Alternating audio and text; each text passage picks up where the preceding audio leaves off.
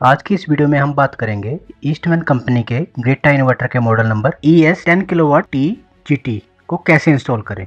ये Greta inverter 10 kilowatt 3 phase 2 MPPT का है। इसकी स्पेसिफिकेशन कुछ इस तरह से है। Maximum DC input power 15,000, VOC PV max 1100 volt DC voltage of MPPT 150 to 1000। Maximum DC current 15x2, मतलब इसमें 2 MPPT है। Maximum short circuit current 25x2। Nominal AC voltage 10,000। Maximum AC current 17 per phase. Maximum AC voltage 3 phase plus neutral plus protective earth by 3 phase plus protective earth 220 by 380। Nominal AC frequency 50 to 60 hertz. Power factor 1, but it is adjustable from -0.8 to +0.8। Protection level class 1। Operating temperature range -25 degree Celsius to +60 degree Celsius. Derating 45 degree Celsius. Ingress protection IP65।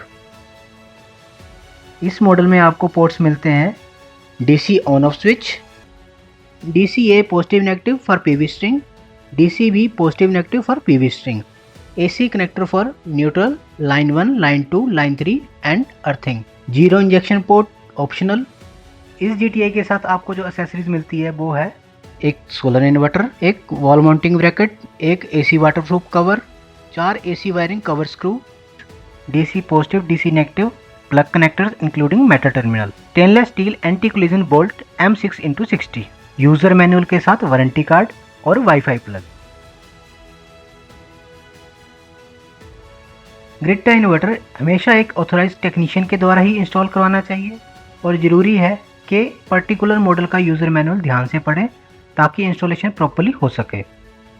अब समझते हैं control panels के बारे में। इसमें आपको मिलते हैं LCD display, up touch button, down touch button, escape touch button, enter touch button, power LED indicator, grid LED indicator, fault LED indicator. अब जानते हैं इस GTI के इंडिकेटर के बारे में। जब आपका इन्वर्टर स्टैंड बाई मोड पर होगा तो पावर की ग्रीन LED जलेगी। जब इन्वर्टर बिजली की सप्लाई दे रहा होगा तो ग्रिड की ग्रीन LED जलेगी। जब इन्वर्टर में कोई फॉल्ट आएगा तो फॉल्ट की रेड LED जलेगी। इंस्टॉलेशन से पहले लोकेशन सिलेक्शन का ध्यान रखना बहुत ज़रूरी है, जिसमें ये सुनिश्चित करना होता है कि इंस्टॉलेशन वाली जगह के पास कोई भी फ्लेमेबल मटेरियल ना हो। इंस्टॉलेशन की जगह मॉइस्चर फ्री और इतनी खुली हो जिससे प्रॉपर वेंटिलेशन मिले। जहां इंस्टॉलेशन हो उस जगह पर डायरेक्ट सनलाइट नहीं पड़नी चाहिए, क्योंकि इससे इन्वर्टर का ऑपरेशनल टेम्परेचर बढ़ने की वजह से आउटपुट परफॉर्मेंस पे नेगेटिव इम्पैक्ट पड़ता है। इसलिए सनशेड लगाना रिकमेंड किया जाता है। ये भी देखना चाहिए कि जिस वॉल पर इंस्टॉल करने का प्लान है वो मजबूत हो। इंस्टॉल वहां करें जहाँ इंक्लाइन ±15 डिग्री हो। यहाँ इन्वर्टर इंस्टॉल करना है उसके ऊपर और दोनों साइड में 300 mm का गैप होना चाहिए, साथ ही नीचे 500 mm और सामने 50 mm का गैप होना जरूरी है। इन्वर्टर को इतनी ऊंचाई पर लगाएं यहाँ पर बच्चे ना पहुँच सकें। हम आपको बता दें 6 किलोवाट 3 फेस इन्वर्टर में 2 MPPT चैनल है। हर चैनल में एक PV स्ट्रिंग इनपुट इंक्लूड होता है। सबसे पहले मार्किंग करने के बाद माउंटिंग ब्रैकेट को प्रॉपर M6x60 वोल्ट की सहायता से इंस्टॉल करें। फिर इन्वर्टर को इंस्टॉल करें। इन्वर्टर हीट सिंक को हैंगिंग प्लेट से लॉक करें। इलेक्ट्रिकल कनेक्शन करने से पहले ग्रिड सप्लाई का मेन स्विच और DC आइसोलेटर को ऑफ कर दें। PV एरे के आउटपुट वोल्टेज की पोलैरिटी DC पॉजिटिव और DC नेगेटिव सिंबल से मैच करें। इस मॉडल के लिए केबल का कर्व सरफेस एरिया 4 से 6 mm² होना चाहिए। इसके बाद आपको DC-DV बॉक्स का कनेक्शन करना है। DC-DV बॉक्स में DC फ्यूज और DC SPD होता है। DC फ्यूज हाई करंट या शॉर्ट सर्किट प्रोटेक्शन देती है और DC SPD सर्ज प्रोटेक्शन देती है। ध्यान रखें कि DC SPD में अर्थिंग लगाना कंपलसरी है। उसके साथ DC फ्यूज और DC SPD सिस्टम रेटिंग के अकॉर्डिंग होना चाहिए। AC कनेक्टर में AC स्ट्रिप केबल को कनेक्ट करें।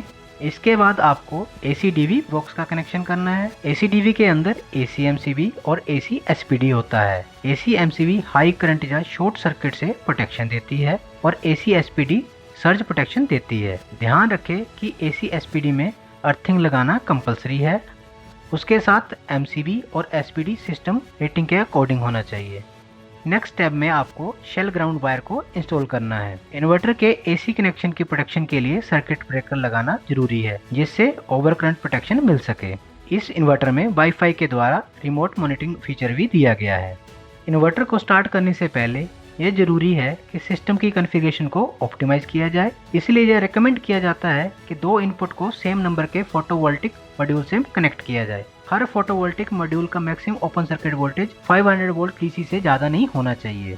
इन्वर्टर में हर इनपुट पर एक ही तरह का फोटोवोल्टिक मॉड्यूल सीरीज में यूज होना चाहिए। अब जानते हैं कि इन्वर्टर को कैसे चालू करें। सिंगल फेज के लिए एसी ब्रेकर को स्विच ऑन करें, पीवी मॉड्यूल के डीसी स्विच को ऑन करें। अगर पैनल सफिशिएंट स्टार्टिंग वोल्टेज और पावर प्रोवाइड करेगा तो उस कंडीशन में इन्वर्टर स्टार्ट हो जाएगा। इन्वर्टर सबसे पहले इंटरनल और ग्रिड पैरामीटर को चेक करेगा। उस टाइम डिस्प्ले पर स्टेटस सेल्फ चेकिंग शो करेगा। इन्वर्टर एनर्जी जनरेट करना शुरू कर देगा और इन्वर्टर पर नॉर्मल स्टेटस का इंडिकेटर जल जाएगा। इन्वर्टर को शट डाउन करने के लिए आपको सबसे पहले एसी ब्रेकर को स्विच ऑफ करना होगा। अगर डीसी स्विच अवेलेबल है तो उसको ऑफ कर दें या सिंपली डीसी इनपुट के कनेक्टर को डिस्कनेक्ट कर दें। इसके बाद इन्वर्टर सभी इंडिकेटर को 2 मिनट के अंदर बंद कर देगा।